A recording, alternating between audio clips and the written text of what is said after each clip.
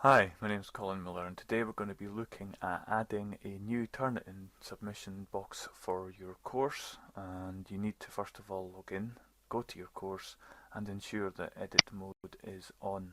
If you don't have edit mode on, then you will not see the necessary menu options to add your new submission system. So waiting for that just to catch up, you would normally go into the assessment folder. There may be other folders that you've added, but for this demonstration we'll use assessment,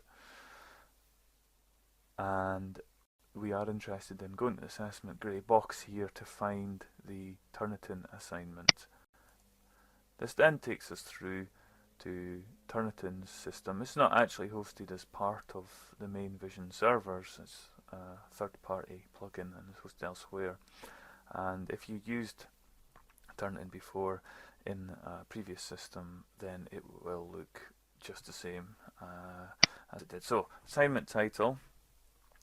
We are now immediately thrown into creating the master submission. There are no previous submissions being set up on this course, so it assumes you want to set up the final submission as the first point. So, final submission. If we are using online marking, grade mark particularly here, which is part of the Turnitin system, we would add the point value. We're not going to look into that at the moment, so leave that blank. And the start date is the point at which your students will be able to submit, and we'll look at the student view in a separate video. I recommend that you set it slightly in advance of your current time, if indeed not days, but as in case of the time at the moment, I'm going to set this to,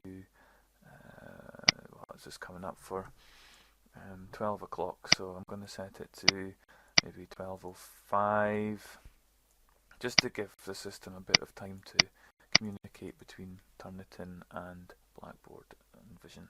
The due date is the date that the students must submit by, otherwise they will be marked as late, and we'll look into some more options surrounding that in just shortly. The post date, likewise, also as with the point value, it relates to online marking only. So if you are going to use online marking, then set that date with a realistic time scale to get through all of the submissions, and if not, then you can leave it at its default, or at least set it to sometime beyond the due date. Otherwise the system will generate a warning when you come to complete the procedure. Now, your optional settings here: give the student some indication that it's for their final submission. The reason being that it's also possible to set up draft submissions.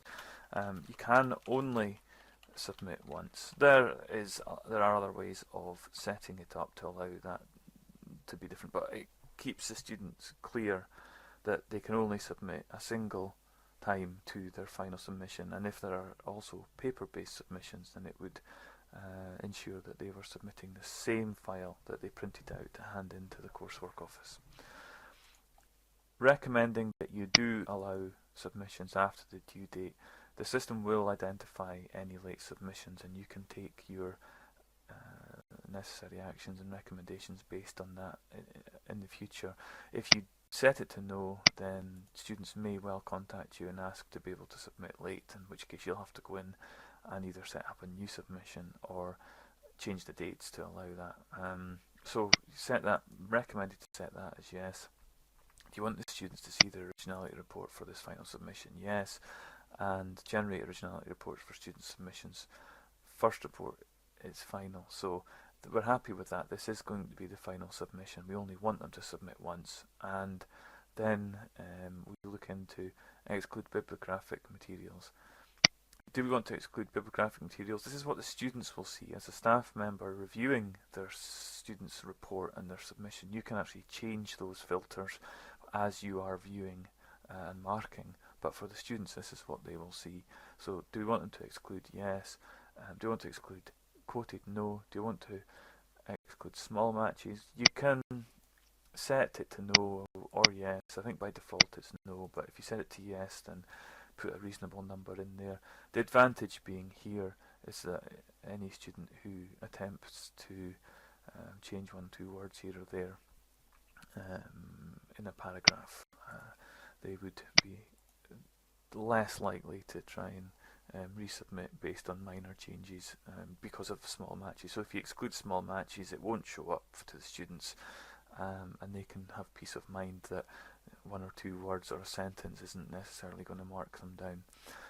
As a staff member, you can go back and you can include small matches again at a later stage, and then you can see the detail of the sources that have come in there. So do you want the students to see the originality report? Yes. Reveal students only on post date. Again, this comes to whether or not you are using the online marking system. If you are not, then the default is fine. If you are, then the chances are you'll want to set it to yes so that everything becomes visible to all the students at the same time. So the standard options here again are fine and very clearly related to online marking. No rubric we're going to use. And do you want to save those options?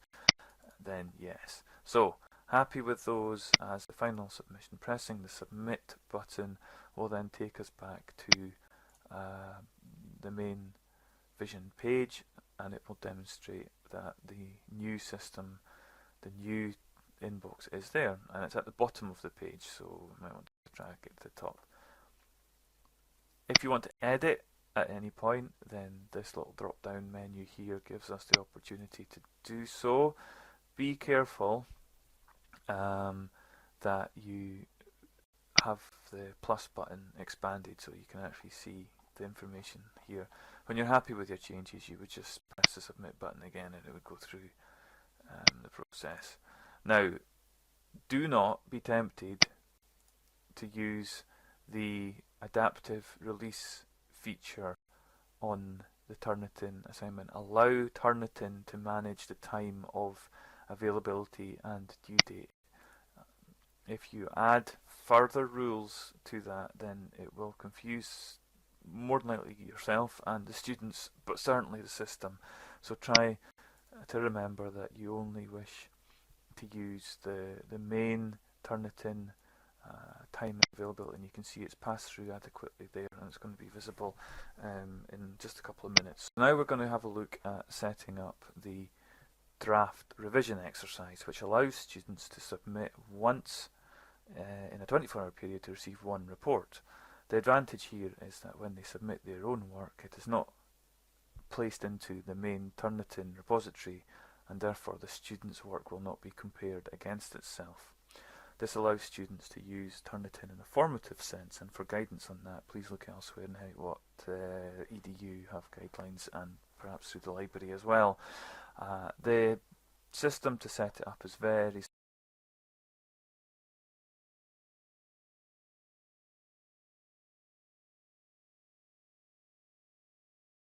similar to how we achieve the final submission. Go into assessments, select Turnitin assignment, and this time we're given the option of selecting a revision assignment. So this is what we'll do, set a revision assignment and base it on the final submission. If you have more than one existing final submission, then please ensure that you base it on the correct one.